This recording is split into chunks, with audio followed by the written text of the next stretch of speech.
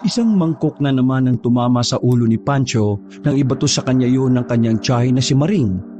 Naggalit sa kanya ang ginang dahil alas 7 na ng gabi pero wala pa ring sinaing. Bumukol ang pagkakatama ng mangkok sa ulo ni Pancho. Hindi yun nabasag dahil sa medyo makapal ang mangkok. Walang nagawa si Pancho kundi ang sundin na lang ang utos ng tiyahin. Hindi na lamang niya inintindi ang pagiging masama ng kanyang pakiramdam. Uli lang lubos na si Pancho, 4 na taon na ang nakalilipas. Namatay ang kanyang mga magulang sa isang ambush sa Zamboanga. Ang mga magulang niya ay mga volunteer sa kabundukan. Dahilan para ma-expose sa mga yon sa mga rebelde na naging mitya ng kanilang buhay. Pagdampot ni Pancho ng mangkok, nakaramdam siya ng kaunting pagkahilo. Napahawak siya sa haligi ng pintuan. Salbong pa rin ang pilay ng kanyang tiya Maring na parabang hindi man lang ito na konsensya sa ginawa. Ano ba? Tatayo ka na lang ba dyan? Nagugutom na ako! Wala pang kanin! Sandali lang po, tiya. Medyo nahihilo ko eh. Nahihilo? Parang mangkok lang tumama sa ulo mo, hilo ka na! Yung anak nga ni Leng, nabagsakan ng hollow block sa ulo, parang wala lang eh. Huwag ka nga mag-inarte dyan! Pumilos ka na kasi! Naiirita na ako! Bilis! Lumabas ang ginang ng bahay na yon at binangga pa siya. Pinilit ni Pancho na makapaglakad. Pero marahan siyang napaupo at napahiga sa sahig. Dahil sa pagtama ng mangkok, sama ng pakiramdam at walang maayos na kain, parang umiikot na ang paningin ng binata. Ginapang niya ang sahig mula pintuan hanggang kusina. Kumapit na lang siya sa haligi para muling makatayo. Kahit nahihilo ay ginawa niya ang lahat na makakaya para makapagsaing. Ang makapagsaing ng maayos sa kasagsagan ng kanyang nararamdaman ay isa ng tagumpay para kay Pancho. Napapangiti na lang siya sa mga ganong kaliit na bagay. Sa buhay kasi niya, wala naman siyang may tuturing talaga na tagumpay. Lalo na't nakatali siya sa poder ng kanyang tiyahin na masama ang ugali. Makalipas ang ilang oras, kahit masama pa rin ang pakiramdam, ay naisip na lang ni Pancho na magwalis-walis sa kanilang bakuran. Napalingon siya sa labas nang mapansin na naroon ang nag-iisa niyang kaibigan. Sinitsitan siya nito, kaya agad din naman siyang lumapit. Uy, Pancho! Halika! Sandaling binitawan ni Pancho ang kanyang hawak na walis at lumapit sa kaibigan. Oh, bakit? Napadalaw ka? Kung makasabi naman to ng makadalaw, para ka namang nakabilanggo. Anong tawag mo rito sa buhay ko? Di ba bilanggo? Nakakulong sa utang na loob sa tiyahin ko? Hanggang kailan ka ba magbabayad ng utang na loob niya sa tiyahin mong masama ang budi? Baka habang buhay ni. Nung isalba niya kasi ang buhay ko, pakiramdam niya, kanya na yung buhay ko eh. Grabe, pambira naman yan. Ang pangit ng ganyan, pre. Ang mabuti pa, pakinggan mo itong good news ko sa'yo. Good news? O sige nga, pero kung may bad news, yun muna. Walang bad news, pre. Puro good news to. Naalala mo si Mr. Magbanwa? Yung nagtitinda ng abaka sa bayan? Oo! Hindi na abaka lang ang tinitinda niya. Nagbebenta na rin siya ng bag na gawa sa abaka. Ang good news dito, gusto niyang kunin tayo na tao niya. Malaki ang sahod natin kapag magandang bentahan. Kaya sumama ka na sa akin. Magkakapera ka na, makakalayas ka pa sa tiyahin mong pinaglihis sa kasamaan. Wala akong pinag-aralan eh. Wala akong maiaambag sa ganyang trabaho. Ikaw na lang. Ito naman si Pancho, oh. Ano ka ba? Kaya tayo ititrain eh. Ako rin naman walang ideya sa trabaho na ganun. Basta, pag-isipan mong maigi pre ah. Kasi ang oportunidad, hindi yan laging bukas. Hindi yan basta-basta mababalikan kung kailan mo na gusto. Ewan ko, hindi ko alam. Pero sige, pag-iisipan ko yan. Tinapik ni Donnie si Pancho sa balikat. Nagulat ang binata nang maramdaman ng kakaibang init ni Pancho. Nag-alala ito sa kanya. Uy, ang init mo ah. May sakit ka ba? Teka, Grabe, namumutla ka oh. May sakit ako pero hindi ko na maramdaman eh. Basta, ayos lang naman ako. Dito ka lang pre. Kukuha lang ako ng gamot sa bahay. Inumin mo yun ha. Nagmamadaling umalis ang lalaking si Donnie. Napapangiti na lang si Pancho dahil kahit papaano, ramdam pa rin niya na meron siyang kakampi. Kailan lamang nakilala ni Pancho si Donnie. Masasabi na niyang parang mula pagkabata ay kaibigan niya na ito. Hindi kasi mahirap pakisamahan si Donnie sa sobra nitong bait. Nakabalik na si Donnie at ibinigay nito ang gamot kay Pancho. May kasama pa itong pagkain.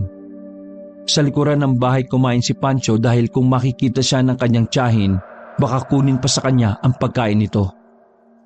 Kahit na papaano ay gumaan na rin naman ang pakiramdam ng lalaki. Ang kaso nga lang, wala talagang magandang gabi para kay Pancho. Pancho, nasa ka ba ha? Kanina pa ako tawag ng tawag sa'yo ah. Pasensya na po, tiya. Inaayos ko lang yung mga tambak sa likuran ng bahay. Halika nga dito. Piningot ni Maring ang pamangkin sa harapan ng mga kabarkada ng ginang. Wala itong pakialam kung mapaya si Pancho sa mga yun. Ang sabi ko, ibili mo kami ng pulutan. Pingi ka ba? Wala naman po kayong sinabi kanini. Pasensya na po. Kakasabi ko lang, di ba? Ano ba? Puro tutuloy na ba yung tenga mo? Nagtawanan ang mga ginang sa sinabi ni Maring. Tila gusto na lamang ni Pancho na lumubog sa kinatatayuan sa sobrang hiya nito. Sumasagot ka pa eh. Gusto mong hindi ka makakain ng isang linggo, ha? Alis! Bilisan mo! Magiinuman na kami! Nakayokong umalis ng bahay si Pancho. Nagmamadali siyang maglakad habang sa ibaba lamang ang tingin. Hindi niya inaasahan na meron siyang mababanggang matandang babae. Puti na ang buhok nito at medyo kuba na rin. Pero ang pinagtataka ni Pancho, sa lakas ng pagkakabangga niya ay hindi man lang natumba ang matanda. Ganun pa man, abot langit ang kanyang paghingi ng paumanhin. Naku, pasensya na po pasensya na, hindi ko po sinasadya. Ngumiti lang ang matanda sa kanya. Halos hindi na makita ang mata nito dahil sa kasingkitan.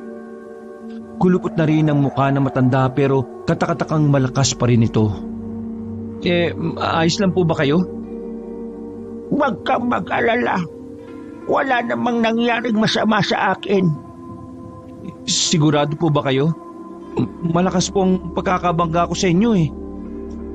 Tiningnan-tingnan pa ni Pancho kung may galo sa matanda, pero wala naman siyang nakita. Malungkot ang iyong mga mata.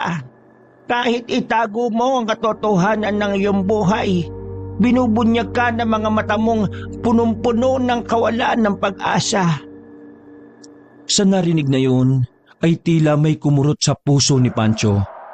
Hindi niya akalain na may isang taong makakabasa ng tunay niyang nararamdaman. Ramdam niya ang namumuong tubig sa gilid ng kanyang mga mata. Pero pinigil niya lang ang maiyak dahil ayaw niyang magmukhang mahina. Magtiis ka lang, iho. Alinman sa mga araw na ito ay magbabago ang buhay mo. Manghuhula po ba kayo?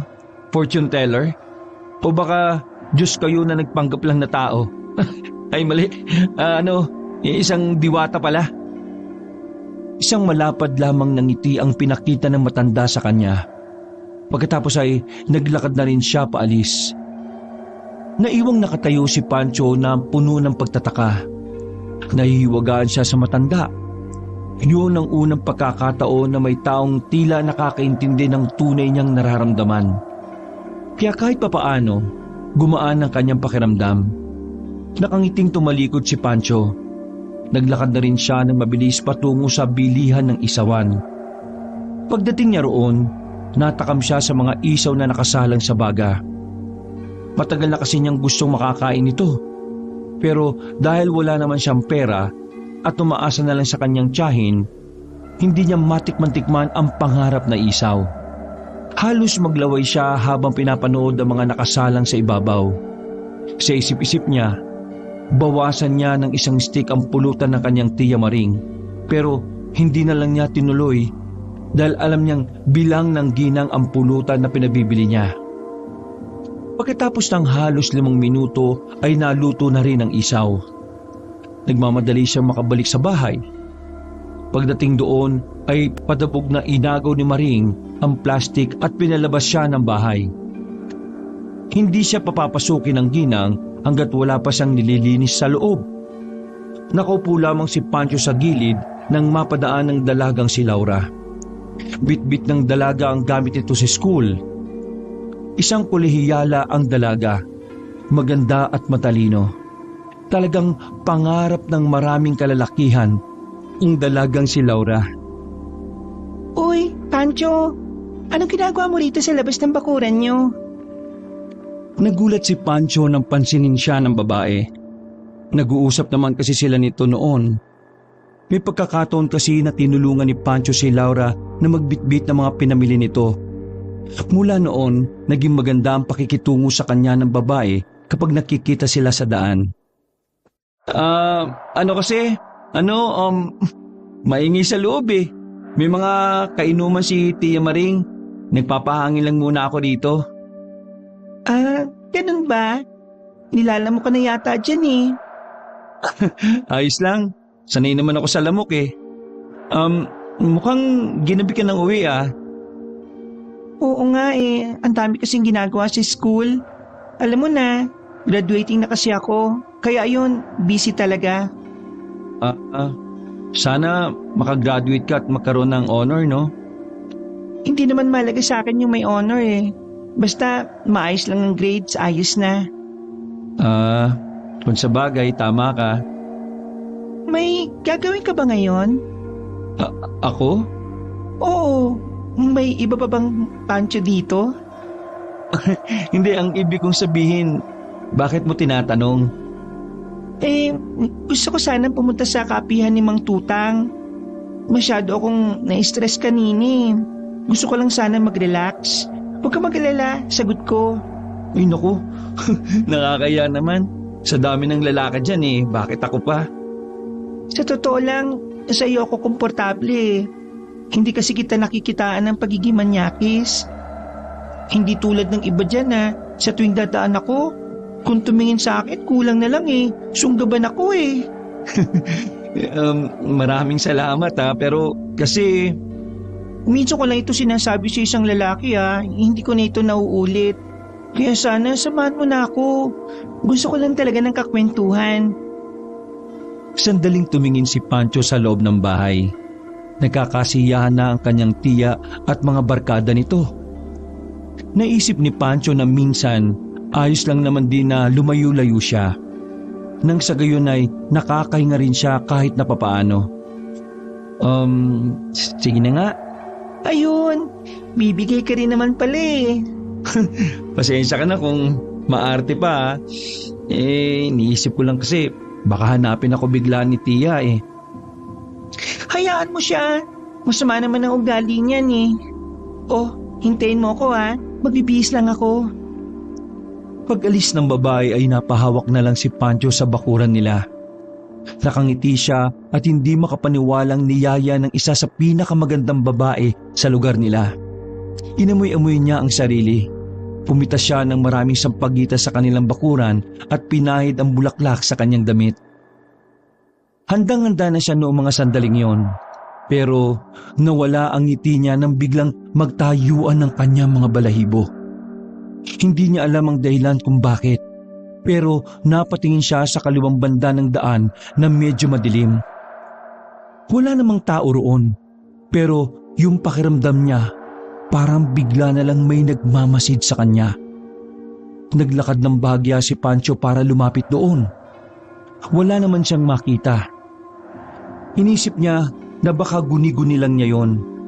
O baka dala na rin ng gutom dahil kulang din ang binigay ni Donnie sa kanya. Ay naku naman, kung ano-ano naman itong nararamdaman ko. Ganito pala talaga yung epekto ng gutom. Mga ilang sandali lang, bumalik na rin sa kanya si Laura. Nakasuot lang ng maikling short ang babae na talagang kitang-kita ang hita. Napalunok ng laway si Pancho dahil bakat ang katawan nito sa masikip nitong t-shirt. Pasensya na, medyo natagalan ako. Nagpaalam pa kasi ako kay Papa eh. Ayos lang naman. Hindi naman ako nainip maghintay eh. Kung ikaw naman ang hihintayin ko.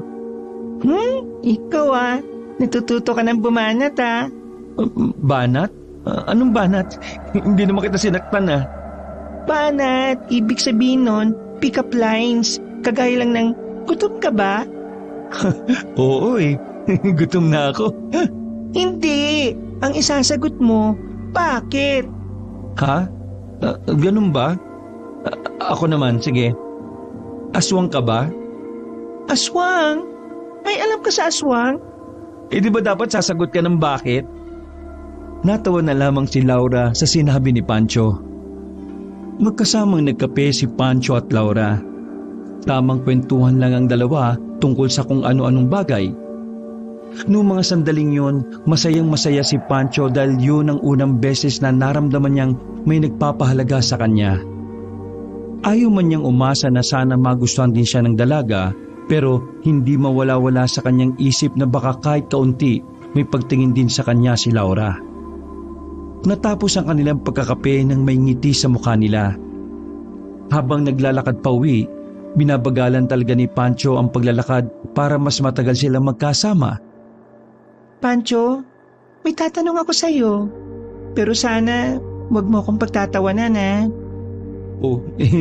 Bakit naman kita pagtatawanan? Sige, itanong mo lang sa akin. Nitong nakaraan, bigla na lang natuon ang interes ko sa mga nilalang na mahirap paniwalaan. Lagi kasi akong nanonood ng mga horror movies eh. Kung ikaw ba ang tatanungin, naniniwala ka ba na may aswang talaga?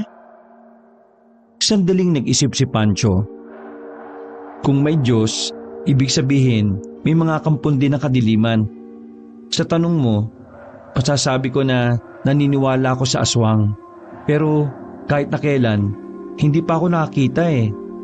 Naririnig ko lang din sa mga kwento nung bata pa ako. Ako kasi naniniwala ako. At alam mo ba, parang ang sarap siguro sa pakiramdam na maging aswang. Napatigil si Pancho sa paglalakad at nakaramdam ito ng bahagyang pagkailang sa babae. Uy, biro lang. Ikaw naman natakot ka kagad. Sa ganda kong ito, papangaraping maging aswang. Hello? Ikaw talaga? Masyado kang mapagbiro. Alam mo naman na lahat ng sasabihin mo pinaniniwalaan ko eh. Ngumiti ang babae sa kanya. Nang matanaw na nila ang kanto kung saan nakatira si Laura, ay nagpaalam na rin ng dalaga. Dito na ako. Maraming salamat ulit sa pagsama mo Walang anuman. Kapag kailangan mo ng makakausap, daan ka lang sa tapat ng bahay namin Kumaway na ang babae at saka pumasok na rin sa loob ng kanto. Halos nagtatatalon naman ang binata sa sobrang saya, pero ang hindi niya pala alam, may naghihintay na pala sa kanyang problema sa pag-uwi. Sa labas pa lang ng bahay, naririnig na niyang galit na galit si Aling Maring. Nagmamadali siyang pumasok sa bakuran. Nang makita siya ng ginang ay binato siya nito ng kaldero. Sa kasamaang palad, tinamaan siya sa gilid ng mukha. Halos mailo-hilo na naman ang binata dahil doon. Walang hiya ka! Kanina pa ako tawag ng tawag! Saan ka ba pumunta Naglakad-lakad lang po, tiya. Alam mo kapag lasing ako, madali akong magutom. Pero bakit wala akong makita kain dito? Kakasahin ko lang po kanina. Malamang naubos na ng mga patay gutom kong mga barkada. Kaya nga dapat magsasaing ka kagad. Mahirap intindihin doon Oo, sige po, magsasaing na po. Hoy! Ayusin mo yung tingin mo Hindi porke lalaki ka at mas malaki ka sa akin hindi na kita kayang balian ng buto. Bakit? Lalaban ka na ba sa akin? Matapos kong gawa ng paraan ng pagpapagamot sa iyo nung nag-50-50 ka? Kung alam ko lang na sira ulo ka, dapat hinayaan na lang kitang mamatay nung inumin mo yung laso na yon. Dapat nga po, hinayaan nyo na nga lang ako kaysa naman sa ganitong buhay Masipot ka pa? Tingin mo sa akin, tanga? Bubuhayin kita para meron akong alalay at para ikaw na rin ang magbayad ng ginawa ng nanay mo sa akin. Ano ba kasing kasalanan ni Mama sa'yo? Bakit galit na galit ka? Ilang taon nang wala si Mama. Patawarin niyo na ho siya. Patawarin? Tingin mo kaya ko siyang patawarin matapos niyang udlutin ang pagyaman ko? Kung hindi niya sana sinabi sa kanukong boyfriend noon ang mga ginagawa ko, hindi sana ako hihiwalayan noon. Di sana, mayaman na sana ako. Walang salita ang lumabas sa bibig ng binata. Hindi niya alam kung paano ko kontrahin ang sinabing yun ni Maring. Pinili na lamang niyang manahimik. Kaya ikaw, umayos ka sa buhay mo ha? Kasi kung wala ako, matagal ka na rin wala sa mundong ito. Tanggapin mo ang katotohanan na mabubuhay ka lang sa mga tira-tira ko. Naintindihan mo? Napatango na lamang si Pancho. Pero sa loob-loob niya, gusto na niyang sapakin ang ginang. Kung meron nga lang siyang ibang mapupuntahan, baka matagalan niyang pinatikim ang kanyang tiyahin. Tinanggap ni Pancho ang mga salitang binitiwan ng ginang. Akala ni Pancho ay doon na huhupa ang galit ng kanyang tiyahin. Pero sa sumunod na mga araw, nagtaka siya dahil ilang araw nang hindi umuwi ang kanyang tiyahin. Ilang araw na rin siyang walang matinong kain. Sinubukan niyang puntahan si Donnie, pero wala ito sa kanila. Ang sabi, nagpunta sa Maynila dahil may patay sa pamilya nito. Walang-walang matakbuhan ng binata. Hindi na siya makautang pa sa mga tindahan dahil lahat ng yon ay inutangan na ng kanyang tiyahin. Nakaupo lang si Pancho habang nakasandal sa gilid ng pinto. Noong gabing yon, umaasa siya na kahit si Laura man lang ay mapadaan. Pero wala rin. Walang kahit na sino ang gustong tumulong sa kanya. Pawis na siya. Nanginginig na ng dahil sa gutom. Sinubukan niyang tumayo pero dahil sa hina ng kanyang tuhod ay bumagsak lang siya sa lupa. Hirap na siyang makabangon sa ilang araw na tanging tubig lang ang laman ng tiyan. Tila bumabagsak na rin ang kanyang katawan. Gumapang siya sa bakuran nila. Nakita niya ang halaman doon na sana ay kakainin niya. Pero may matandang humarang. Nang tumingala siya, yun ang matandang nabangga niya noong nakaraan. Nakangiti ang matanda sa kanya. Hindi niya alam kung bakit. Ang sabi mo, magbabago ang buhay ko. Ito na ba ang sinasabi mo? Na mula sa paghihirap, mas lalo pang mahihirapan? Marahang umupo ang matanda at tumitig sa kanyang mapungay na mata. Ngayong gabi, magsisimulang magbago ang buhay mo, iho. Tutulungan kita. Bigyan mo na lang ako ng pagkain. Masaya na ako. Pakiusap. Gutom na ako. Napansin ni Pancho ang daladalang kaldero na matanda. Nabuhayan siya ng loob ng mga sandaling yun. Pakiramdam niya, hulog ng langit ang matanda para sa kanya. Ang mag-alala, nandito talaga ako para pakainin ka. Heto, tanggapin mo itong kalderong may laman kanin at napakasarap na ulam. Punong-puno ito. Pupusin mo. Kahit nangihina ay pinilit ni Pancho na makabangon. Nanginginig pa ang mga kamay niya nang buksan ng kaldero. Nang umalingasaw ang amoy ay mas lalo siyang nagutom. Walang ano-ano ay nilapa agad ni Pancho ang laman ng kaldero. Para siyang mabangis na hayop na hindi nakakain sa loob ng mahabang panahon. Sige lang, ubusin mo yan. Pagkatapos niyan, salubungin mo ng may ngiti ang panibago mong buhay. Ang bagong ikaw na kung saan mas mataas ka na sa lahat ng taong naririto. Hindi ka na nila pwedeng apihin dahil may kakayahan ka ng makaganti. Hindi na yung pinakinggan ni Pancho dahil sa sobrang gutom niya ay pagkain lang ang laman ng utak niya. Hindi pa nauubos ni Pancho ang pagkain ay umalis na rin ang matanda. Makalipas lang ng halos 5 minuto, taob na rin ang kaldero. Napahiga na lamang si Pancho sa lupa. Sobrang ginhawa ang kanyang nararamdaman. Ilang minuto lang parang napawi na ang kanyang panghihina. Nang maramdaman na kaya na niyang tumayo, Tumayo siya sa loob ng bahay. Kinuha niya ang natitirang tubig at saka nilaklak.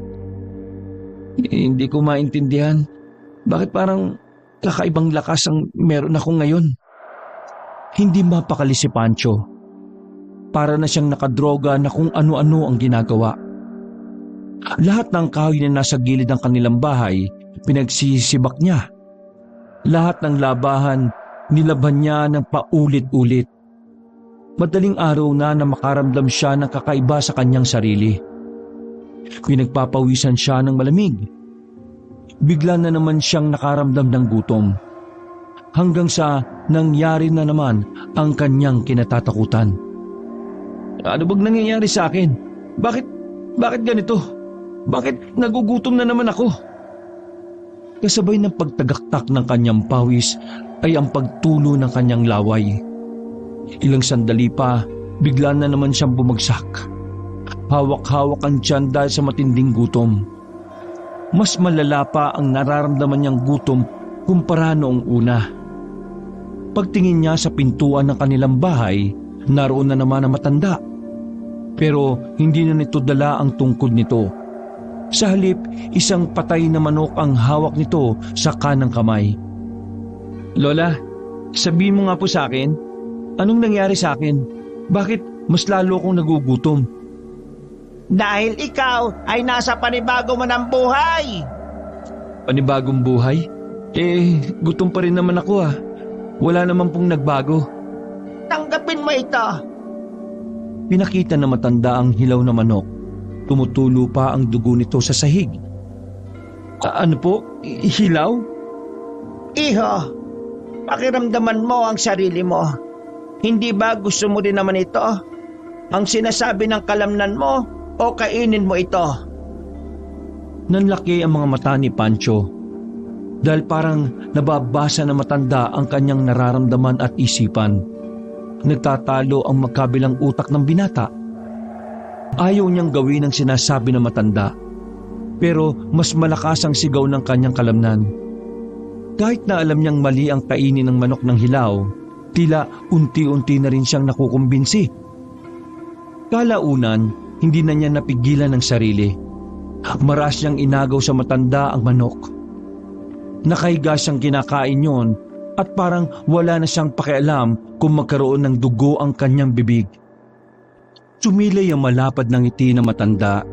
Sakalang nakabalik sa katinuan si Pancho nang mamalayan niyang buto-buto na lamang ang kanyang kinakain. Agad siyang napatayo at nanlalaki ang matang nakatingin sa matanda. Tinapon niya sa labas ang hawak na buto. Ganap mo ng panghahawakan ng bago mong buhay. Sa oras na makaramdam ka ng gutom, lahat ng makikita mong may buhay sa lugar na ito ay maaari mong kainin. Ikaw na lamang ang mamimili kung tao o hayop. Lumakas ang tibok ng puso ni Pancho. Naguguluhan pa siya sa sinabi ng matanda. Pero ang pakiramdam niya ay may paparating na pangyayaring hindi maganda. Pagtingin niya sa labas, nakita niya ang kanyang tiyahin na sa wakas nakaalala ring umuwi. Agad na nataranta si Pancho dahil sa mga nagkalat na dugo sa sahig. Bago pa siya makita ng kanyang tiyahin, tumalo na siya sa bintana sa gilid ng bahay. Nagulat siya sa sarili nang kinaya niyang talunin ang bakod sa likod ng bahay. Pero hindi na lamang niya yun pinansin. Ang mahalaga na lang sa kanya ay makalayo na muna sa kanyang tiyahin. Hindi niya alam kung anong magiging reaksyon ng ginang sakaling makita ang itsura niya. Tumungo siya sa ilog. Naghilamo siya roon at inalis ang lahat ng bakas ng dugo sa kanyang katawan. Napadako ang tingin niya sa kanyang mga kuko at kamay. Katakataka rin na mahaba yon. Hindi yun karaniwang kuko ng isang tao. Aligaga ang mata ni Pancho nung oras na yon. Hindi siya makapaniwala na sa isang iglap lamang ay magbabago na talaga ang kanyang buhay. Dahil kalaunan, napagtanto niya na isa na pala siyang aswang. Hindi ito pwede. Bakit? Ayoko ng ganito! Pinagsususuntok ni Pancho ang malaking bato na naroon. Mas lalo siyang natakot sa sarili niya nang hindi siya makaramdam ng sakit. Parang manhid siya dahil sa kanyang pagiging aswang. Hindi nila pwedeng malaman na aswang na ako. Kailangan kong itago to sa kanila. Kailangan kong kumilos ng normal. Gaya ng dati. Tama, gaya lang ng dati. Bumuntong hininga si Pancho. Sinubukan niyang kumalma kahit na ang totoo, parang nagwawala na ang kanyang kalooban. Matapos makapaghugas ng sarili sa ilog, ay bumalik siya sa bahay ng tiya niya. Pagpasok niya sa loob, masama agad ang tingin ng ginang sa kanya habang nakaupo sa harapan ng lamesa habang may hawak na sigarilyo. Hay, saan ka galing? Ano yung dugo na yan? Akala ko namatay ka na eh. Subuka ako ng dugo kanina. Wala kasi ako makain eh. Kaya may kinain ako na hindi pwede. Eh nako, wala akong pakialam. Linisan mo yan. Sige po. Nagtaka ang ginang kay Pancho. Napansin ni Maring na tila merong nagbago sa kanya. Bukod sa basa ang buo niyang katawan, parang medyo lumaki rin ang katawan ng binata. Para kang tumaba ah. Niloloko mo ba ako na wala kang makain? Umalis ka nang walang paalam at walang iniwan na kahit na ano. Ilang araw kang nawala. Kaya paano ko tataba kung sa'yo lang naman ako umaasa ng pagkain? Parang nabara ni Pancho ang kanyang tiyahin. Medyo maangas ang pananalita mo ah. Bakit? Galit ka? May ipag-uutos ka pa ba? Tinatanong kita. Galit man ako hindi. Wala namang magbabago eh. Ikaw pa rin ang mananatiling tama sa pamamahay na ito. Ha? Ginuha ng ginang ang kaldero sa lamesa at binato kay Pancho. Pero nagulat na lamang si Maring nang masaluyo ng binata. Hindi pa nakontento ang ginang, lumapit siya sa binata at akmang sasampalin. Pero hinawakan ni Pancho ang kanyang kamay. Mahigpit ang pagkakahawak ni Pancho na parang kaunti na lang ay mababalian na ang ginang. Buti na lang at nakaramdam na rin siya ng kaunting awa. Magmula ngayon, hindi mo na ako pwedeng saktan. Hindi mo ko kayang utus-utusan. Susundin kita para mabayaran ko ang utang kong buhay sa iyo. Sa oras na saktan mo ako ulit, tuluyan ang mawawala ang halaga ng buhay mo sa akin. Pat, sira ulo ka. Ano pinagyayabang mo ha? Makinig ka sa akin, tiya. Sa maraming araw na hindi mo ako nakita, dapat inisip mo na ngayon na hindi mo na ako kilala. Naglakad na si Pancho sa kanilang hugasan at padabog na pinaghuhugasan ng mga plato. Sa puntong yon ay nakaramdam ng kaunting takot ang ginang. Kinaumagahan, naging laman ng pag-uusap si Pancho ng mga kapwa tsismoso ni Maring. Pinagkalat ng kanyang tiyahin ng pagiging maangas, walang utang na loob at bastos niya. Natatawa na lamang si Pancho. Hindi na siya naapektuhan ng mga ganoong salita. Dahil sa kanyang pagiging aswang, alam niyang anumang oras ay maaari siyang gumanti.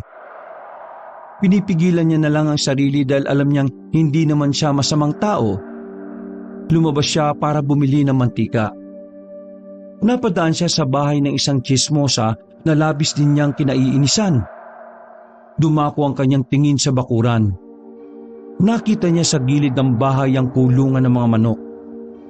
Napangisi na lamang si Pancho dahil alam na niya kung saan siya kukuha na makakain pagsapit ng gabi.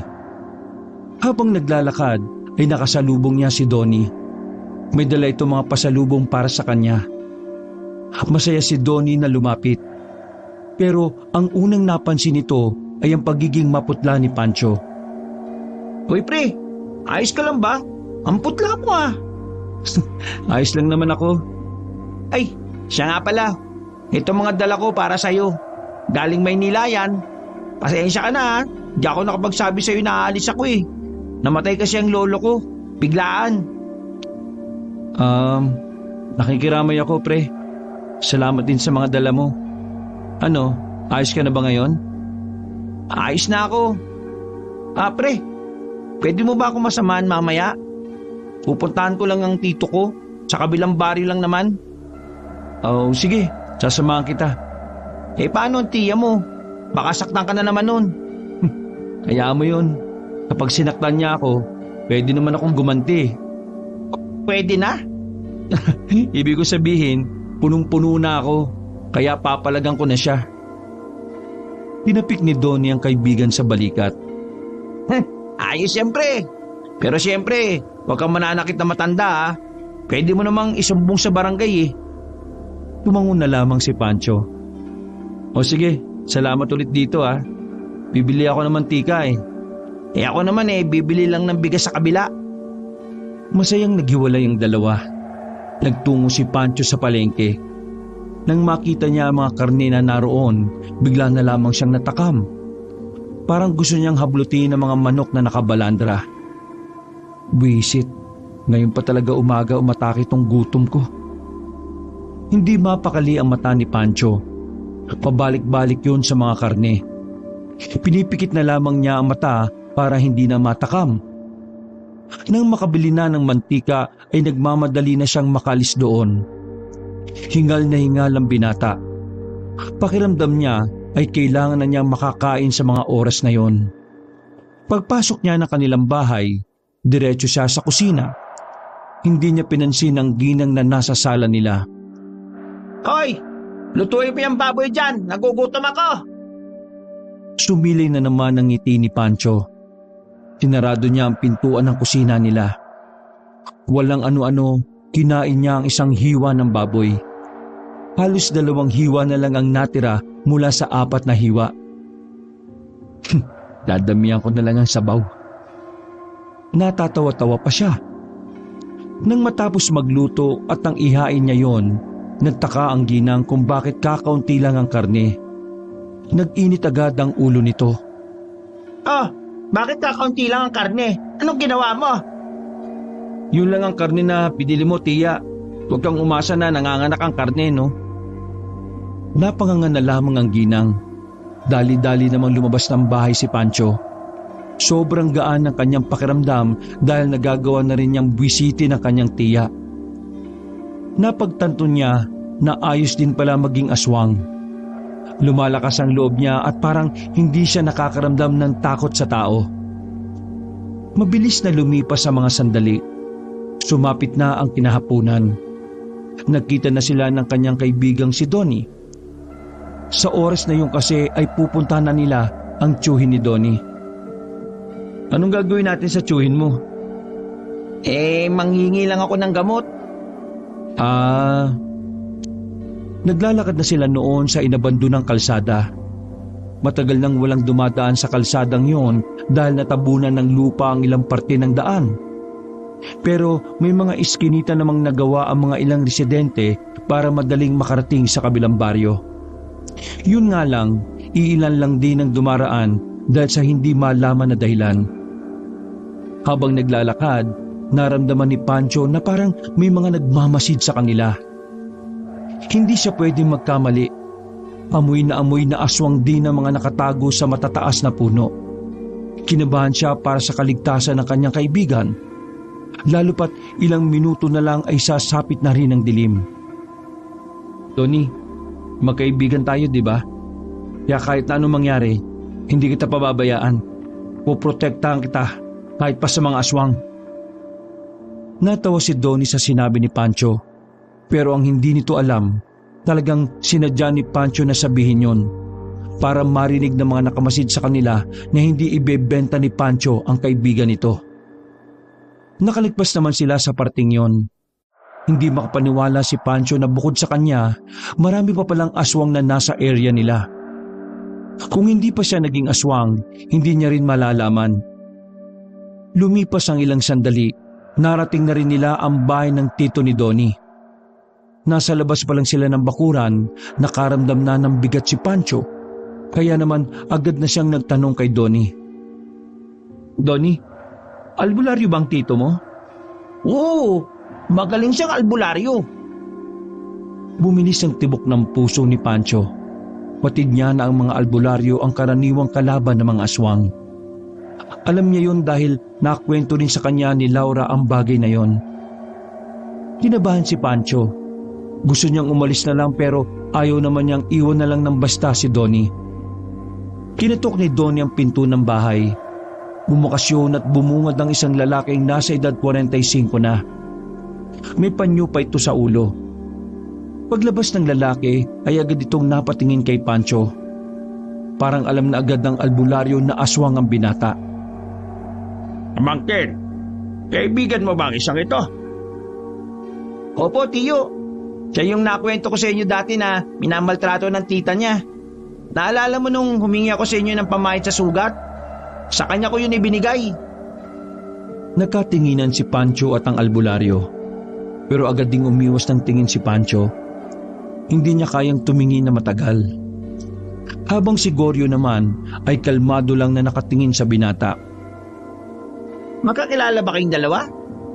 Hindi. Nakikita ko lang sa kaibigan mo na kahit nagkaganyan siya, naroon pa rin ang pagiging mabuti niya. Parang nabawasan ng kaunti ang takot ni Pancho. Kahit na papaano, nakasiguro siya na hindi siya sasaktan ng tito ni Donnie. Ang kailangan na lang niyang gawin ay sabihin sa albularyo na hindi siya masamang aswang. Mabait talaga yan si Pancho. Matiisin sa lahat ng bagay. Ay, tito, pwede bang makibanyo muna ako bago natin pag-usapan yung kaibigan ko? Ay, pwede. Pumasok ka sa loob. Ikaw naman binata, dito ka lang sa labas ha. Tumango lang si Pancho at ang mamadali naman si Donnie na makapasok sa bahay ng albularyo. Naiwan ng dalawa sa harap ng mahabang lamesa. Umupo sila at agad na nagsalita si Goryong. Mamatay ka sa loob kapag pumasok ka ron. Maraming pangontra ang naroon. Aswang ka, di ba? Natatarantang sumagot si Pancho. Pero hindi ako masamang aswang. Biktima lang po ako. Kaya pakiusap, huwag niyo akong patayin. Huwag niyong sabihin kay Donnie kung ano ako. Maniwala kayo, hindi ako masama. Huwag ka mag-alala. Nalalaman ko kapag ang aswang ay masama o hindi. Marunong akong bumasa ng mata. Puro kalungkutan ang meron sa mata mo. Kung ganun nayanggaw ka pala. Kwento mo nga sa akin na nangyari. Ilang araw akong walang kain-kain. Tubig na lang ang sumasalba sa akin nang umalis ang tiyahin ko nang walang paalam. Sa kagutuman ko, nanghina na ako. Pero isang matandang babaeng dumating. Binigyan niya ako ng isang kalderong kanin at ulam na hindi ko alam kung saan galing yun. Kinain ko yun. Pagkatapos, biglang lumakas yung katawan ko. Ilang oras lang, nakaramdam na naman ako ng gutom. Parang gusto kong kumain ng karne. Ayun, nanghina na naman ako. Tapos, dumating siya uli. Binigyan ako ng manok na hilaw. Pagkatapos kong kainin yun, doon na nagbago yung sarili ko. Kakaiba na yung lakas ko. Natatakam na rin ako sa mga karne. Pakiramdam ko, anumang oras ay bigla na lang akong hahablot ng manok o baboy. Nagpaparami ang mga aswang. May binabalak silang masama. Ilang araw lang lalapitan ka nila at sasabihing sumama sa kanila. Paiinumin ka ng dugo ng tao. Kapag nangyari yon, karnina ng tao ang hahanap-hanapin mo. Binata, hindi ka natural na aswang.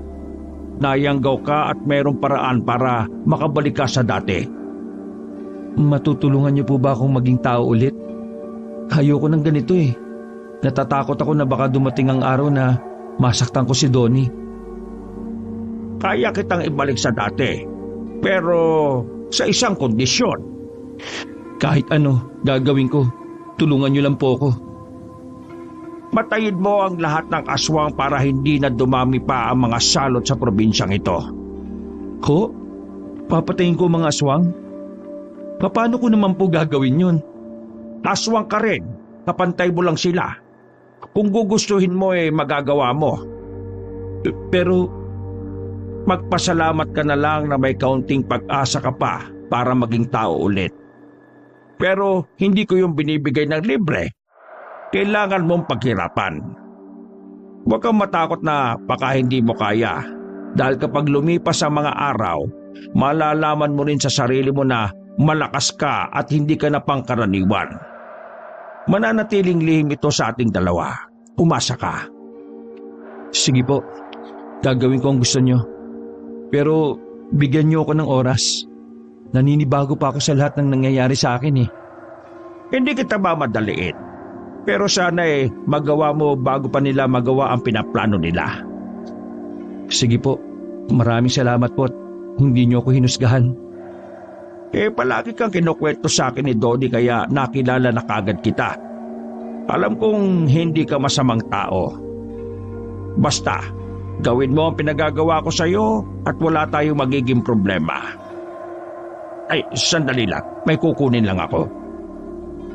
Sandaling umalis ang albularyo. Pagbalik nito ay may dala na itong singsing na kulay itim. Binigay ng albularyo ang singsing kay Pancho. Para saan po ito? May kilala rin akong nayanggaw noon. Kaibigan ko. Yan ang gamit niya para mapigilan ang pagkatakam niya sa mga hilaw na karne. Sige na, suotin mo. Sinunod ni Pancho ang utos ng albularyo. Saktong-sakto naman yun sa kanyang daliri. Nasa na po pala yung kaibigan nyo? Hindi siya nakinig sa akin Mas pinili niyang maging aswang. Kaya ayun, napilitan akong paslangin siya noon kaysa magalaw niya ang pamilya niya. Biglang napaisip si Pancho. Napagtanto niya na papaslangin din siya ni Goryong kapag naligaw siya ng landas. Teka, bakit man tagal magbanyo ng lokong yon? Okay, Loding mamaya mo na laruin yung birdie mo. Pagkakalahating oras ka na yata dyan Huwag mong ubusin yung conditioner ko dyan. Natawa na lamang si Pancho. Sa mga sandaling yun, ay wala na siyang takot na nararamdaman sa albularyong si Goryong. Ang problema nga lang niya ay kung papaano niya papaslangin ang mga aswang na kagaya niya. Nang lumabas na si Donnie sa banyo ay nag-usap na rin ang magtito. Tahimik lang na nakikinig si Pancho sa dalawa tungkol sa gamot na hinihingi ng kaibigan. Matapos yun, nagpaalam na rin ang dalawa. Dala na ni Donnie ang halamang gamot para sa ubo ng kanyang ina. Kapag may problema, bumalik lang kayo Maraming salamat po, Tito. The best ka talaga. Marami pong salamat. Tumango na ang albularyo. Nagsimula na rin sila maglakad. Ginabi na sila sa daan. Habang naglalakad, napansin ni Pancho na himalang hindi siya natatakam sa karne na manok. Talagang naging epektibo nga ang singsing na bigay ni Goryong. Habang naglalakad ang magkaibigan sa kalsada, muling naramdaman ni Pancho ang mga kapwa-aswang na nasa paligid. Huminto siya at napansin naman yun ni Donnie. Naisip ni Pancho na bumalik na lang sila, pero huli na. Nakita niya sa likuran na may 3 lalaking nakasunod sa kanila. Amoy na amoy niya na mga aswang din na mga yon. Bakit pre? Ayos ka lang ba? Pre, kung ano man ang makikita mo, huwag mo nalang pansinin Ha? Anong sinasabi mo? Hinigit ni Pancho si Donnie sa tabi niya. Nagtaka naman ang binata sa kanyang ginawa. Magsasalita pa sana ito nang biglang may kalalakihang naglabasan mula sa madilim na gilid. Pare, huwag kang lalayo sa akin kahit na anong mangyari. Teka, ano ba yung mga yan? Hold-upper ba yan? O baka mga rebelde na nakababaan na rito galing sa bundok? Hindi na sumagot si Pancho. Narinig na lamang niya ang mga angil na mga lalaki. Kaibigan, baka pwedeng ibigay mo sa amin yung kasama mo. Tropa naman tayo, di ba? Kung ayaw niyo magkagulo tayo, iba na lang ang biktimahin niyo. Pare, kilala mo yung mga yan? Hindi, pero pareho kami. Ha? Kaibigan, huwag ka na magmatigas. Walang magagawa yung pagiging makulit mo. Marami kami, isa ka lang. Isa pa, matagal na kami, bago ka pa lang. Kaya ibigay mo na yung kasama mo dahil gutom na kami. Naalarma si Donnie sa mga sinabi ng mga lalaki. Sa kakatras nila, nakarating na sila sa ilalim ng isang poste ng ilaw. Nakita ni Donnie ang mukha ng mga yon. Nakaramdam ng takot ang binata. Teka, mga aswang ba kayo? Oo, mga aswang kami. Pati na rin niyang katabi mo. Pasensya ka na, Donnie, pero wala akong oras magpaliwanag sa'yo. Tito mo na lang ang tanungin mo. Tara, takbo! Kumaripas ng takbo ang dalawa pabalik. Ang kaso nga lang, may papasalubong sa kanilang tatlong aswang din.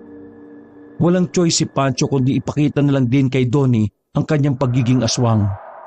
Yun lang ang nakikita niyang paraan para protektahan si Donnie. Sinalubong ni Pancho ang tatlong aswang. Di hamak na kahit bago pa lang sa pagiging aswang, mas magaling siya sa tatlong yon. Dumistansya ang tatlo kaya nagkaroon sila ng daan. Hindi naman tumigil ang mga humahabol sa kanila. Pare, pumasa ka sa akin, bilis! Pero bago pa nila magawa yon, nahila na ng isang aswang si Donnie. Habang si Pancho naman ay kinalmot ng iba pa. Nanlaki ang mata ni Pancho nang makitang pinagkakakalmot na rin si Donnie. Duguan na ang kanyang kaibigan ng oras na yon. Dahil doon, nakaramdam na matinding galit si Pancho. Bigla siyang lumakas. Nagawa niyang ibalandra ang mga kapwa-aswang na nasa harapan niya. Mabilis siyang nakalapit kay Donnie. Na nung pagkakataon na yon ay hindi na rin niya kayang tumayo. Anong ginagawa niyo? Mas humaba ang kuko ni Pancho. Ang tanging naiisip na lang niya nung mga oras na yon ay paslangin ng mga aswang. Hindi siya nagdalawang isip na atakihin ng mga nasa harapan. Gulat ang mga kapwa-aswang nang magpakita ng kakaibang bilis si Pancho. Sirit ang dugo ng ibang aswang.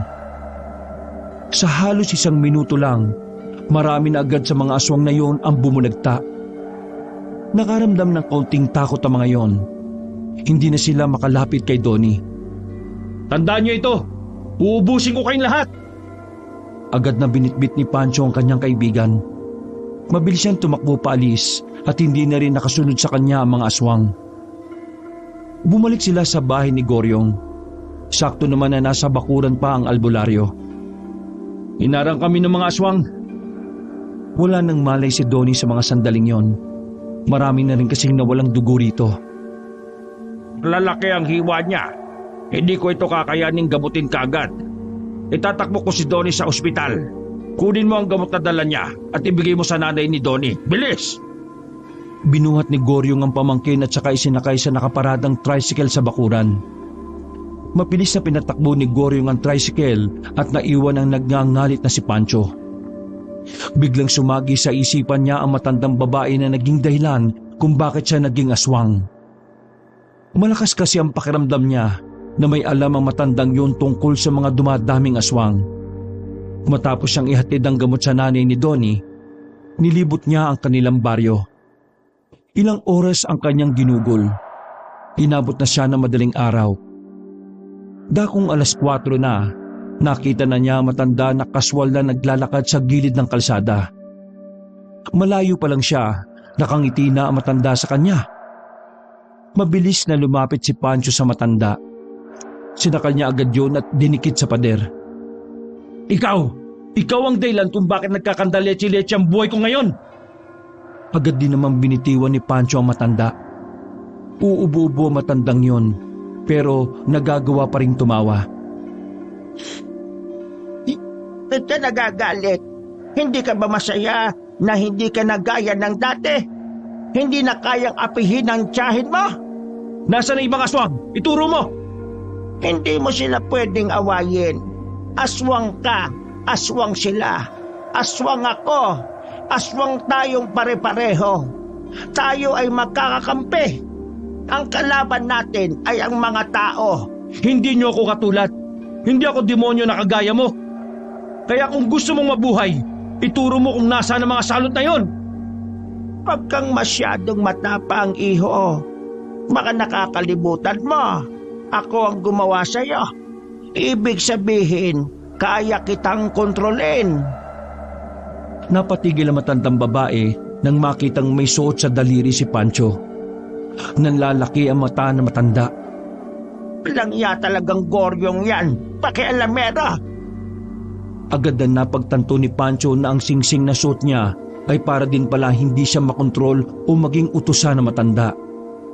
Hindi mo ako makokontrol, tanda. Kaya kung ayaw mong mamatay ngayon, sabihin mo na sa akin. Lumabas sa mahabang kuko ni Pancho. Sa pagkakataong yun ay nakaramdam na ng takot na matanda. Dahil alam nitong hindi niya pwedeng bilugin ang ulo ni Pancho. Nababahala na ito para sa sariling buhay. Kapag hindi ka nagsalita, tutuluyan na kita. Wala akong pakialam kung mas malakas ka, kung mas matagal ka o mas matanda ka sa akin. Muling sinakal ni Pancho ang matanda. Bumabao na ang mga kuko niya sa kulubot na liig nito. Sige, sasabihin ko na. Binitiwan agad ni Pancho ang matanda. Tumutulo na ang dugo mula sa liig nito. Pero pinilit pa rin ito ng binata na magsalita. Sa abandonadong baryo na San Miguel, naroon ang mga kagaya mong nayanggaw ko. Tumawa ng mahina matanda na para bang nang iinsulto. Kahit malawad mo kung nasaan sila, kauubra sa kanila dahil mag-isa ka lang. Mamamatay ka lang doon. Bago ko mamatay, mauuna ka na. Nang sa ganun makapagpahinga ka na. Kumamba si Pancho ng atake pero nakatalo na matanda sa pader. Pero hindi na nagpapigil si Pancho. Hinawakan niya matanda sa paa at muling hinila pababa. Wala pang ilang segundo, sumuka na ng dugo ang matanda nang ibaon ni Pancho ang kamay niya sa tiyan niya. Tama lang na mawala ka na para matigil na yung pagpaparami mo. Hindi ka magkumpay, iho. Promise na. Bago malagutan ng hininga matanda ay gumiti pa ito ng nakakaloko. Para bang sinasabi ng ngiting yon na mauuwi lamang sa wala ang gagawin ni Pancho. Iniwanan ni Pancho matandang nakahandusay sa gilid. Galit na galit siyang umalis. Malapit lang naman ang abandonadong baryo sa San Miguel, kaya naman narating niya yun kaagad. Tulad ng inaasahan niya, sa bungad pa lang ay amoy na niya ang mga kapwa aswang. Pumasok siya agad nang makita niya ang dalawang aswang na nasa gilid. Hindi na siya nagsalita. Inatake niya na yung kaagad. Ang matinding galit ang siyang nagpapalakas kay Pancho. Kaya kahit kailan lamang siya nayanggaw, mas malakas siya kumpara sa ibang aswang. Bulagta ang dalawang aswang. May mga nakakita sa ginawa ni Pancho. Kaya naalarma ang iba. Lumabas sa mga naroon sa kani-kanilang bahay. Nagsipalitan na sila ng anyo. Pagbabayaran niyo ang ginawa niyo sa kaibigan ko. Naramdaman na lang ni Pancho ang pagbabago sa katawan niya. Naging kulay pula rin ang kanyang paningin. Lahat ng nakikita niya ay kalaban para sa kanya. Noong mga sandaling yon, parang isang mabangis na hayop si Pancho. Takot na takot sa kanya ang ibang aswang na naroon. Lahat ay nagtataka kung bakit parang ibang-iba si Pancho kumpara sa mga aswang na kagaya nila. Walang awa si Pancho sa lahat ng makikita niya. Pinagkakakalmot at pinaghihiwa niya ang katawan. Wala siyang pinalalagpas na kahit na sino. Maya-maya pa, nakaramdam si Pancho na parang may mahapdi na sa kanyang likuran. Napansin na lamang niya ang isang kutsilyo na nakabaon sa bandang balikat. Walang kahirap-hirap niya lang yun na binunot. Lalong nanggigil at naging mabangis si Pancho dahil doon. Dinakma niya ang aswang na nagtarak ng kutsilyo. Sinapak niya ng malakas. Durog ang muka. Ang isa namang lumapit sa kanya ay binali niya lang ang leeg.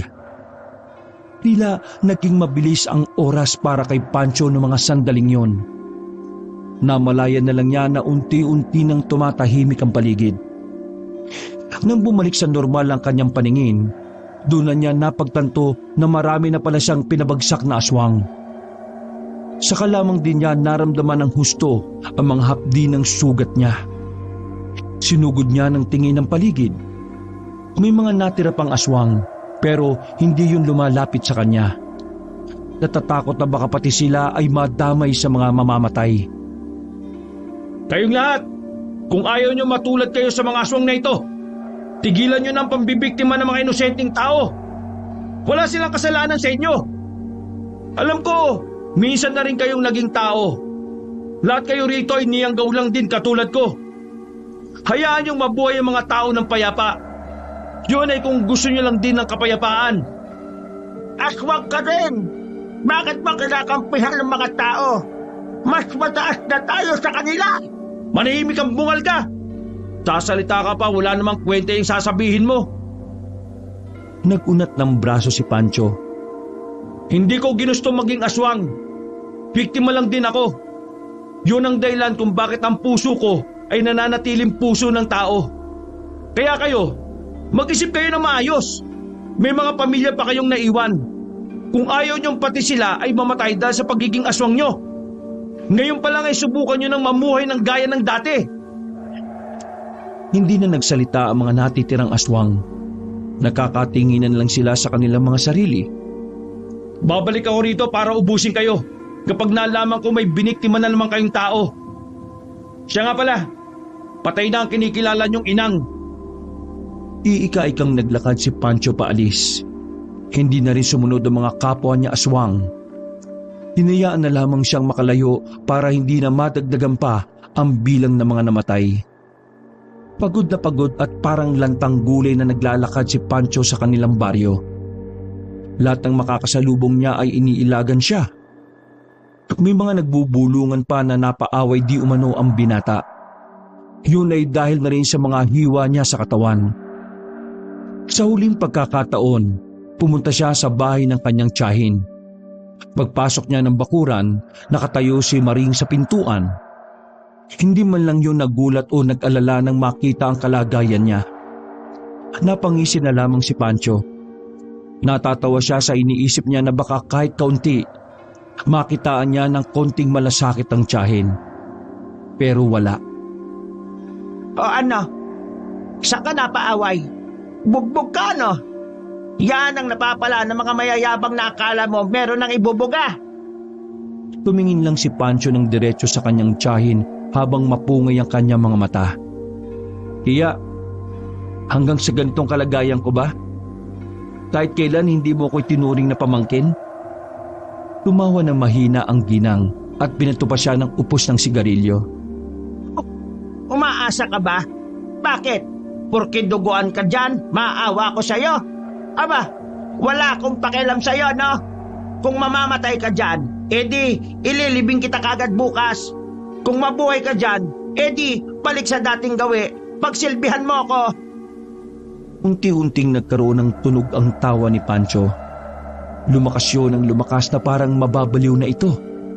Nagtataka naman sa kanya ang ginang. Isang malaking katangahan na iniisip kong marunong maawa ang mga demonyo. Hoy, ano? Nababaliw ka na ba? Tiya, huwag mong pangarapin na mabaliw ako. Hindi mo na ako kilala. Nandisik ang mga mata ni Pancho. Susuray-suray itong lumapit sa pintuan. Tumabi naman ang ginang. Pero huwag ka mag-alala, tiya. Hanggang nararamdaman kong mahal pa kita bilang kadugo ko, walang mangyayari sa'yo. Nakaramdam ng kaunting takot ang ginang. Bakas na bakas yun sa mukha ni Maring. Dumiretso naman sa loob ng bahay ang binata. Kahit duguan, humiga ito sa sahig at tumihaya. Hoy, Pancho, huwag ka dyan mamatay. Lumabas ka nga. Doon ka mamatay sa kalye. Inaantok po ako. Hindi ako mamamatay. Matutulog lang ho ako sandali. Hinayaan na lamang siya ng ginang sa sahig. Nakaidlip si Pancho noong mga sandaling yon. Sa kasarapan ng kanyang pagtulog, sumagi na naman sa panaginip niya ang pagkamatay ng kanyang mga magulang. Pero nakita niya sa panaginip na sa halip ng mga rebelde ang pumatay sa mga magulang niya, isang lalaki lang ang nakita niya. Nagising si Pancho dahil sa masamang panaginip na yon. Naguguluhan siya kung bakit gano'n ang senaryo sa panaginip niya. Dahan-dahan siyang bumangon. Umaga na pala. Napaaray siya nang maramdaman ang mahapding sugat. Sa dami ng kalmot at hiwa sa katawan niya, parang isang malaking himala na nabuhay pa siya. Napatingin siya sa singsing na bigay sa kanya ni Goryong. Bigla niyang naisip na kakaiba talaga ang singsing na yon. Ang singsing siguro na itong dahilan kung bakit hanggang ngayon buhay pa ako. Tumayo si Pancho. Napatingin siya sa labas nang marinig na may kausap na lalaki ang kanyang tiya. Base sa asta ng lalaki, mukha itong maangas at marami pang tato. Maring, napupunti na ako sa iyo ha. Matagal na akong naniningil. 4 na taon na. Kailan mo pa babayaran lahat ng kulang mo? Magbabayad naman ako. Didiskarte lang ako. Sige na, Larry. Pangako, ako mismo tatawag sa iyo kapag may pambayad na ako. Siguraduhin mo lang ha. Kasi ayaw ko ng ginagago ko, Maring. Kilala mo ko. Kung ang mga inosente nga pinapatay ko, ikaw pa kaya na demonyo? Umalis na ang lalaki. Napapailing na lamang si Pancho. Sa isip-isip niya, kinakarma ang kanyang tiyahin.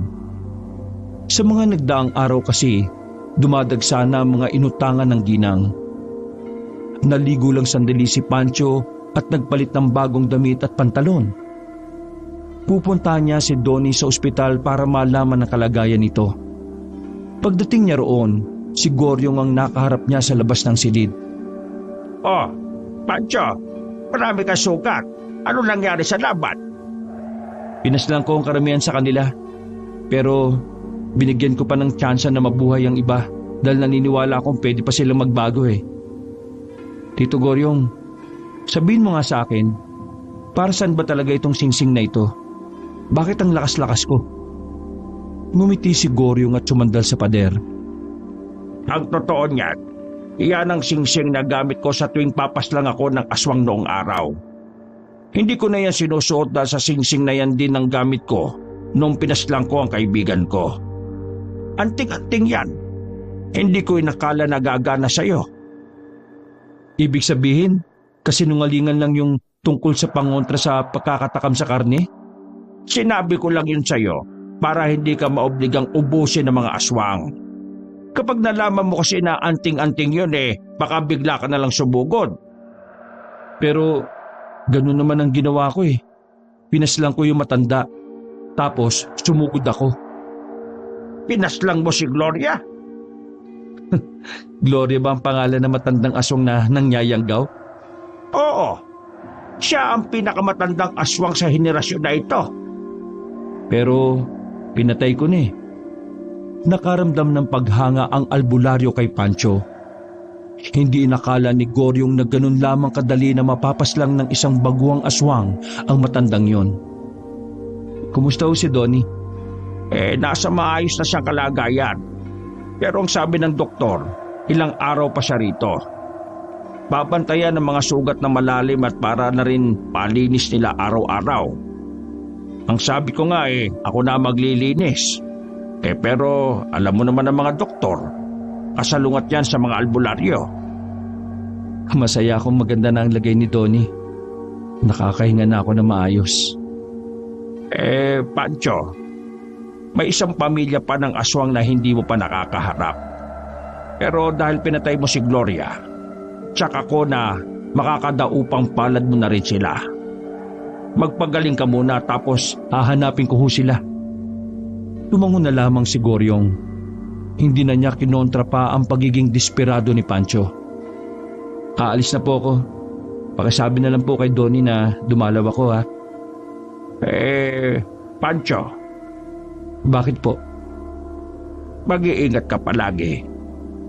Gusto kitang ibalik sa dati para mas marami pa kayong pagsabahan ni Donnie. Ngumiti na lamang si Pancho sa sinabi ng albularyo. Naglakad na rin siya palayo at sandaling kumaway. Sa labas ng ospital, nakaramdam siya ng kakaibang presensya. Maaga pa lang pero palagay niya, mapapalaban na naman siya. Bahagya niyang inunat ang magkabilang braso. Nagpatanog siya ng mga daliri. Maraan siyang naglakad patungo sa paradahan ng mga sasakyan. Patungo siya sa kinaroroonan ng mabigat na presensya.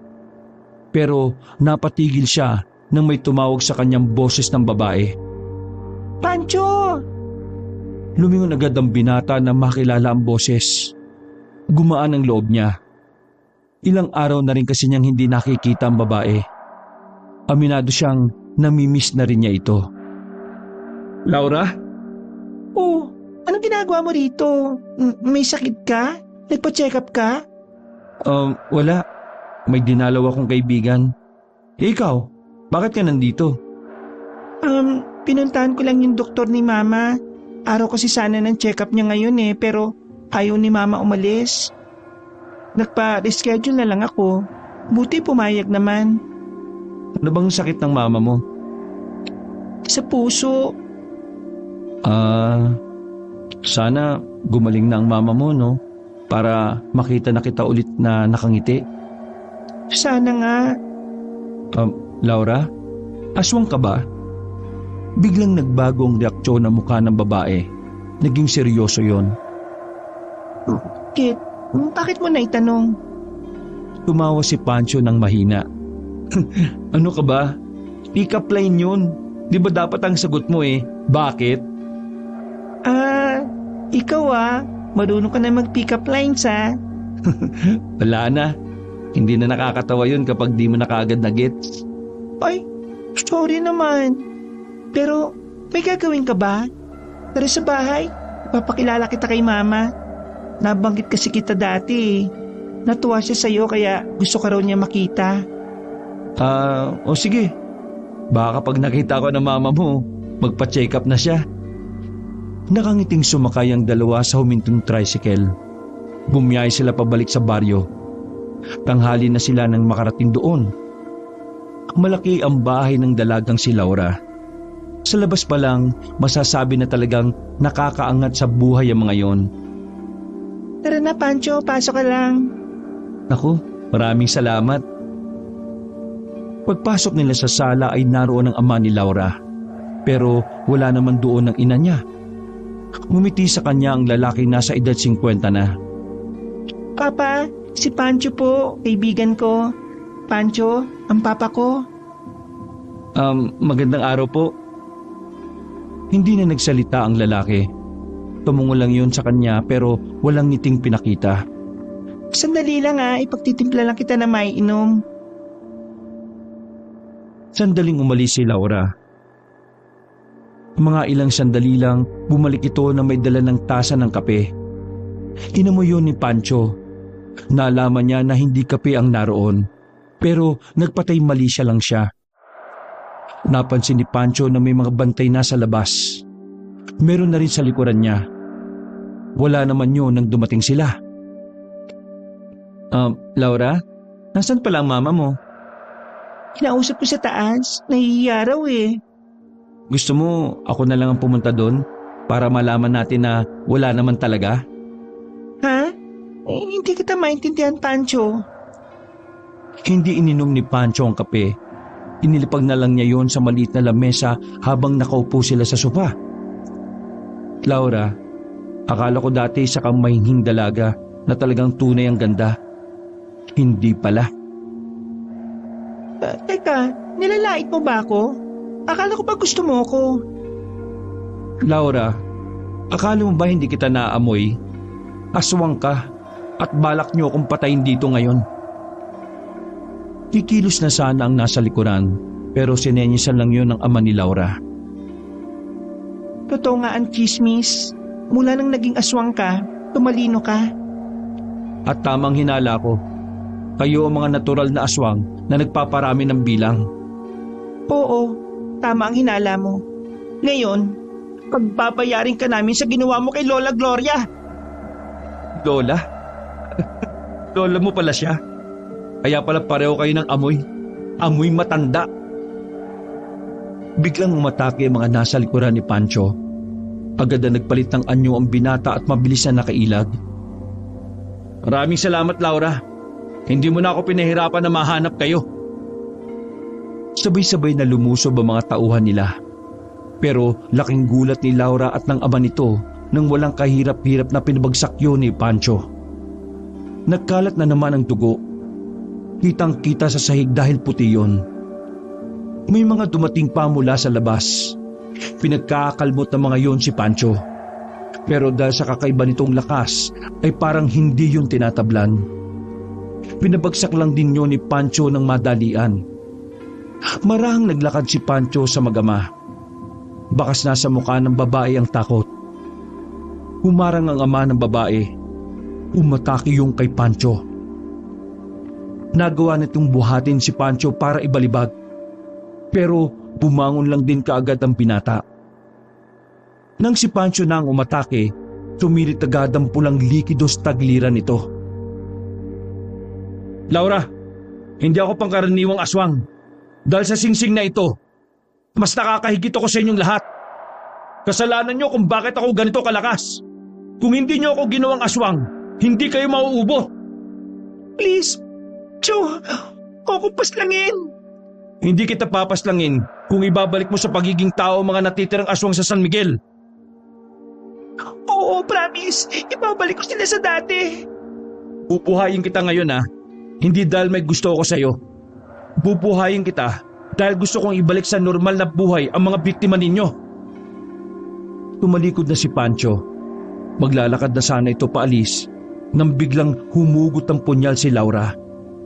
Nasa aktong itatarak niya yung kay Pancho pero sa kasamaang palad naramdaman ng binata ang gagawin niya. Umilag si Pancho at saka binali ang leeg ng dalaga. Gusto kita noon pero ngayon gusto kitang mawala. Naubos ni Pancho ang pamilya ng aswang na yon.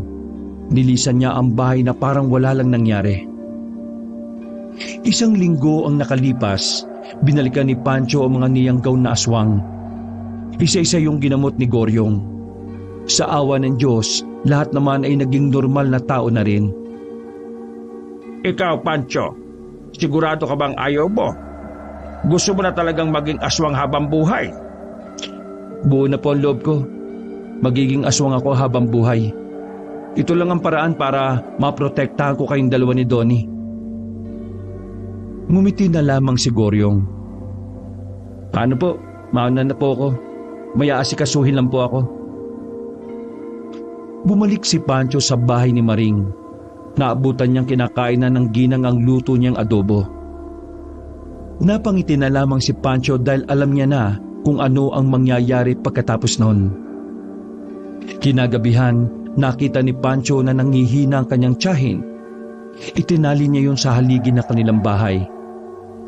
Anong nangyayari sa akin, Pancho? Anong ginawa mo sa akin? Tiya, magiging immortal na po kayo. Magiging aswang na po kayo. Niyanggaw ko po kayo. Ang kaso nga lang, hindi kayo makakakain. Kaya mamamatay kayo sa gutom. Kapag kainin mo ako, gutom na ako, Pancho! Kahit anong pagmamakaawa ng kanyang tiyahin ay hindi na lumambot pa ang puso ni Pancho para sa ginang. Para kay Pancho, dapat lamang napagdaanan niyo ni Maring para mapagtanto nito ang lahat ng kanyang kasalanan. Hindi para kay Pancho, kundi para sa mga magulang niya na walang awang pinapatay ni Maring nang dahil lamang sa naudlot nitong pagyaman. Nilaglag ka ni Larry, kaya pasensya ka na Ngayon, ikaw naman ang malalaglag sa impyerno.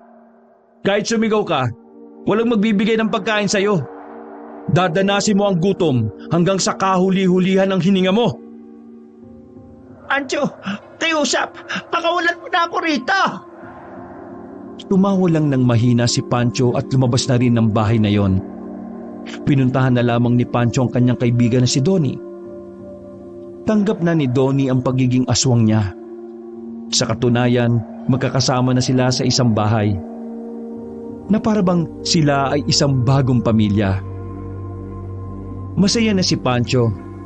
Sa wakas, naranasan na niyang muli na may maituring siyang tahanan. Isang tahanan na magpaparamdam sa kanya ng tunay niyang halaga. Marami man ang nangyari, nanatili pa rin ang ngiti sa labi ni Pancho. Ngiti na hindi na mawawala hanggat kasama niya ang dalawang importante sa buhay niya. Si Donnie at si Goryong na nagsilbi na rin nilang ama. Aswang man siya, pero nanatiling tao pa rin ang kanyang puso. Wakas.